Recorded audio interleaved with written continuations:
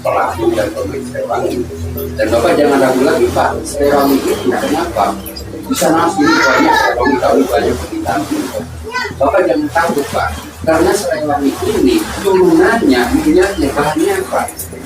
Apalagi dari ekspor gitu, karena di Amerika itu katanya sekarang tidak memperbolehkan lagi minyak kita di Jawa, mungkin jaminan pasarnya sudah bapak-bapak ini samping saya.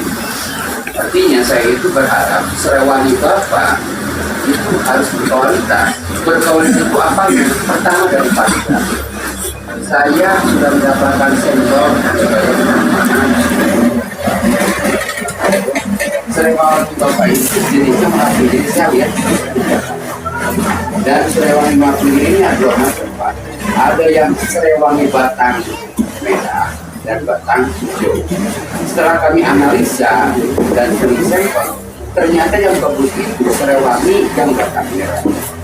Karena kandungan minyak daripada Srewangi batang merah cukup banyak. Bisa kalau memang bagus minyaknya bisa 1%. Artinya bapak-bapak semua kalau satu kali dulu Bapak menghasilkan 10 kilo minyak. Nah, kemudian juga dari segi politik Bapak itu kan berlaku seperti apa? Saya sangat bangga dengan keberadaan UMB, dengan adanya eksportir Pak Asep, Pak Desa. Ini keempat ini harus bersinergi Pak. Bapak sekalian bisa sejahtera, sehingga Bapak bisa menjalankan 4S itu. Karena Srewangi itu kalau betul-betul kita budidayakan, insya Allah Pak bisa sejahtera. Apalagi disinergikan dengan ternak sesuai dengan definisi pertanian Pak. Itu suatu proses yang khas yang didasarkan atas pertumbuhan tanaman dan hewan. Tanamannya Srewangi, disinergikan dengan hewannya sapi. Sapi saya lihat diliarkan begitu saja.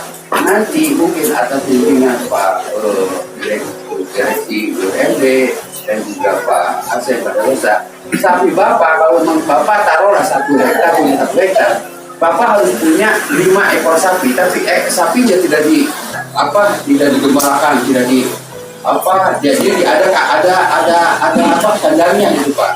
Nah si sapi itu Pak pakannya itu rumputnya dari limbah Srewangi itu. Bapak-bapak sekalian kalau lihat di kami di kebun Manoko itu ada sapinya, ada Srewanginya, ada biogasnya. Sehingga Bapak sekalian kalau memang betul-betul menjalankan 4S itu Bapak nanti kalau yang betul-betul nanti ada Pak Asep, penyulingannya juga itu mungkin dari limbahnya. Kalau yang kurang sapinya, kemudian juga kalau memang sudah biogas bisa dengan biogas itu penyulingannya. Jadi mudah-mudahan ini saya yakin dan saya insya Allah lah kami berdoa ini masyarakat ini Pak Nur Pak Pantenan ini mungkin salah satu sebagai mungkin mudah-mudahan jadi percontohan karena ini dari pemerintahnya, dari yang pemerintah BUMN-nya, kemudian dari pihak swastanya Pak Asep, Pak Santoso, ini semua bersinergi sehingga Bapak sekalian insya Allah Pak mungkin 2-3 tahun di sini semuanya naik haji Pak berkat Srewangi. Amin. Jadi saya berharap pertama yang kita harus butuhkan yaitu paritas. Paritas mungkin tugas kami dengan UMB, dengan Pak Asep karena yang memasok Srewangi itu kita tidak bisa begitu juga, kita harus ada kualitasnya Pak, ada standarnya gitu kan. Karena minyak Srewangi itu Pak itu kandungannya kan hanya 2 yang diperlukan itu sitrol dan uranium. Berapa persen? Kemarin saya sudah memberikan sampel dari sini Pak Tagor, Pak Usaya dari sana. Sudah bagus Pak minyaknya. Dan juga Bapak sekalian, yang paling utama dan harus diutamakan itu dari cara panen. Kemudian pasca panen itu memang harus dikeringlayukan. Dikeringkan 1 hari atau 2 hari, kemudian disuling sehingga Bapak itu bisa mendapatkan minyak yang banyak dan berkualitas. Yang ketiganya itu tolong Pak nanti minta ke Pak Direksi BUMD alat sulingnya Pak yang berkualitas. Kita jangan pakai drum lagi kita stainless seperti apa sistemnya ada di Pak Asep, ada di Pak Santoso sehingga minyak Bapak itu betul-betul bisa untuk diekspor Pak. Karena kalau ekspor itu pertama kualitasnya harus bagus, kemudian dia kontinu juga harus kontinunya itu harus Bapak kontinu. Karena Bapak sekalian, kalau Bapak 1 hektar aja, saya bercerita Pak, mohon maaf, saya mohon izin. Di petani saya Pak, dia itu tidak 1 hektar, punya 3.500 meter, taruh 4.000 lah. 4.000 meter, ini namanya petaninya Sitoleng Pak. Saya supaya ini memotivasi Bapak semua. Dari 4.000 meter itu dijadikan 90 baris Pak. Kenapa dijadikan 90 baris? Yaitu hanya untuk menafkahi 2 anak 1 istri. Dia itu tidak panen semua Pak, hanya 1 baris 1 hari itu. 1 baris itu Pak. Dia itu Pak. Itu bisa 1 baris itu bisa menghasilkan berapa Pak? 3-4 kintal. Mohon maaf saya berbicara dengan kintal Pak. Kalau mau sesuai. Di sana di saya itu harga mohon apa ya? Harga daun itu saya 1 kilo itu di sana itu kurang lebih 500 sampai 1.000. Kalau sekarang bayar 1.000 Pak.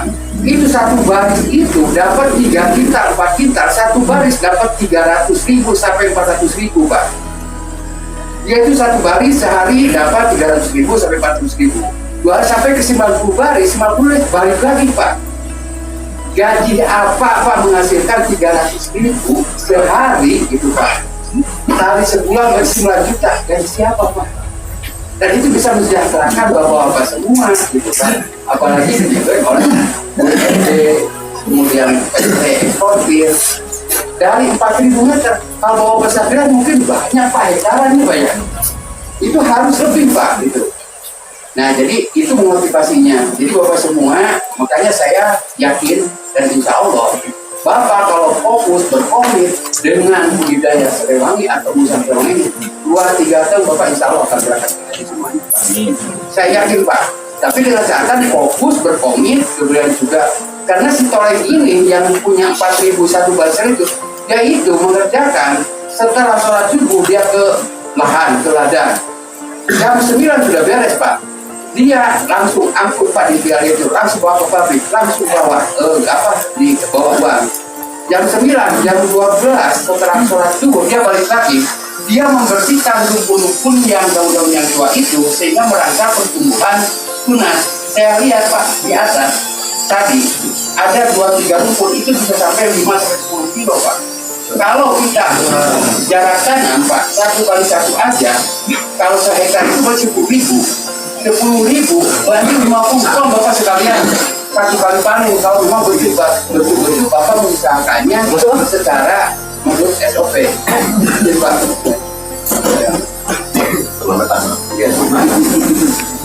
Jadi begitulah maksudnya. Jadi yang mempengaruhi kualitas minyak itu pertama paritas Pak, kemudian juga saat panen, pasca panen, penyulingan. Nah Bapak sekalian, penyulingan, cara menyuling itu bukan hanya indikatornya jam Pak. Penyulingan lamanya itu, kalau kami menyuling itu, kalau dijamkan itu paling juga 2 jam Pak. Dan saya itu indikatornya lama penyulingan itu bukan jam Pak, tapi keluar air dari pendingin, dari kondensor. Dilihat di gelas, kalau saya baru 1 jam, di atasnya sudah ada minyak, disudahi saja Pak. Terus keduanya, saya menyarankan dari 4 itu Bapak semuanya harus punya sapi semuanya. Karena Pak saya, apalagi tipe pedaging, kalau tipe pedaging, kalau dilepas begitu saja, pertumbuhan dagingnya itu lambat Pak. Kalau di saya memelihara si metal, kemudian limosin, itu kandangnya itu 1,5 meter supaya tidak banyak bergerak, artinya tidak banyak mengeluarkan energi si sapi itu sehingga cepat itu gemuknya. Di saya 2-3 tahun si metal bisa buka 1 ton Pak. Itu hijauannya bukan dari rumput, dari limbah Serewangi. Jadi bapak-bapak sekalian, pada saya khusus Pak, kita memberikan pelatihan seperti apa, bagaimana caranya sehingga dengan adanya BUMD, kemudian dengan adanya Pak Asep Pak Toto bisa mensejahterakan bapak-bapak masyarakat di sini Pak. Dan saya mudah-mudahan karena dan pastilah itu di Serewangi itu sangat mensejahterakan Pak. Karena kalau Bapak lihat harga Serewangi itu tidak fluktuatif seperti gula, tidak seperti minyak cengkeh atau daun cengkeh, minyak pala fluktuatif Pak. Tapi saya sudah 15 tahun sebagai orang riset juga, yang peneliti juga, kemudian juga saya juga sebagai pelaku, gitu kan, di Purwakarta saya punya 20 hektar, gitu kan. Itu menguntungkan, Pak. Saya tidak hanya berbicara data dari hasil penelitian, oh ini. Saya melakukan juga sebagai pelaku. Dan saya memberikan komitmen, insya Allah Pak, dengan catatan Bapak berfokus, berkomit sesuai dengan SOP, nanti mungkin ada SOP-nya dari BUMN seperti apa. Kemudian yang paling utama itu saya itu pertama itu bibit, karena saya bercerita, ini saya kemarin punya Bu Arin di Kepri, beliau sudah menanam 10 hektar Pak, 6-10 hektar. Ternyata bibitnya itu benihnya itu dari benih serai lokal atau serai sabun atau serai kasok namanya Pak kalau di Sunda itu. Ternyata setelah saya ke sana, saya bilang, oh ini Bu, ini serai lokal. Saya lihat ini tidak ada minyak. Yang benar kok udah bagus. Bu, dengan catatan saya sudah memberikan melihat penampilan serai seperti ini, daun kaku, kecil-kecil, yakin tidak ada minyak. Tapi dengan serai lokal di sini sudah banyak daunnya, kemudian terkulai seperti itu, maupun diri Pak, itu sudah sambang, sudah benar gitu kan.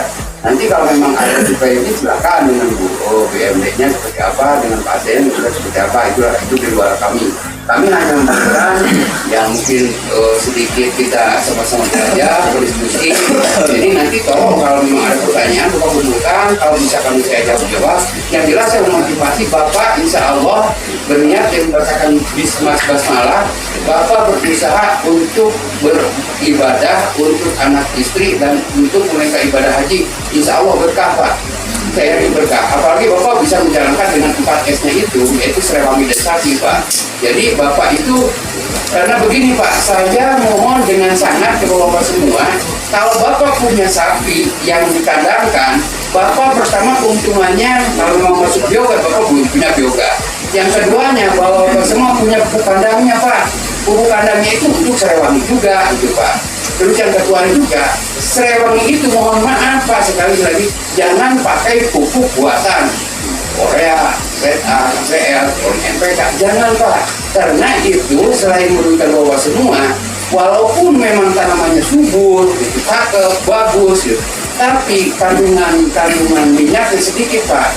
Saya walaupun paritas apa, kalau dikasih pupuk buatan tidak ada Pak minyaknya.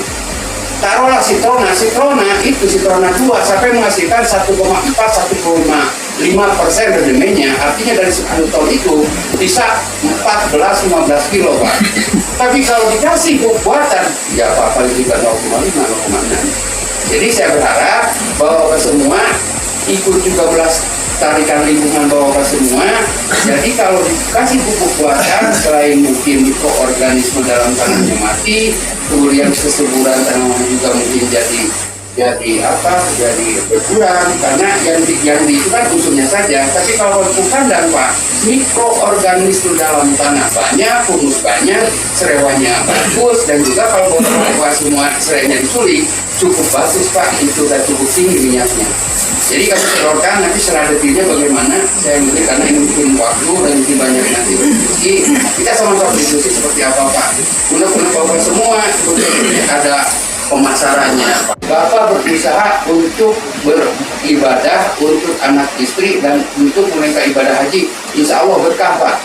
Saya yakin berkah. Apalagi Bapak bisa menjalankan dengan 4 S-nya itu, yaitu serewami dan sapi Pak. Jadi Bapak itu, karena begini Pak, saya mohon dengan sangat ke Bapak semua, kalau Bapak punya sapi yang dikandangkan, Bapak pertama keuntungannya, kalau mau masuk biogas, Bapak punya biogas. Yang keduanya, bahwa Bapak semua punya pupuk kandangnya Pak. Pupuk kandangnya itu untuk serewangi juga, gitu Pak.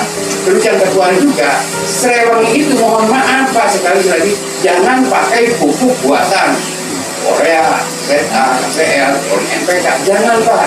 Karena itu selain merugikan bawah semua, walaupun memang tanamannya subur, itu cakep, bagus, gitu, tapi kandungan minyaknya sedikit Pak.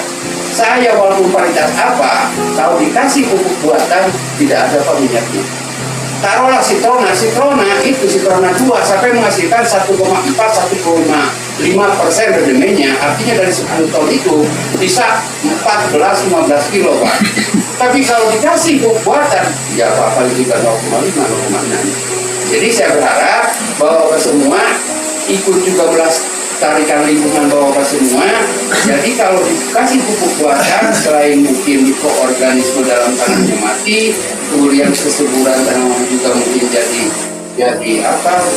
berkurang, karena yang di itu kan unsurnya saja. Tapi kalau pupuk kandang Pak, mikroorganisme dalam tanah banyak, humus banyak, serewanya bagus, dan juga kalau bawa semua serainya disuling cukup bagus Pak, itu dan cukup tinggi minyaknya. Jadi kami telurkan, nanti setelah detailnya bagaimana saya mungkin, karena ini mungkin waktu dan mungkin banyak nanti diskusi, kita sama-sama diskusi seperti apa Pak, guna-guna Bapak semua ada pemasarannya.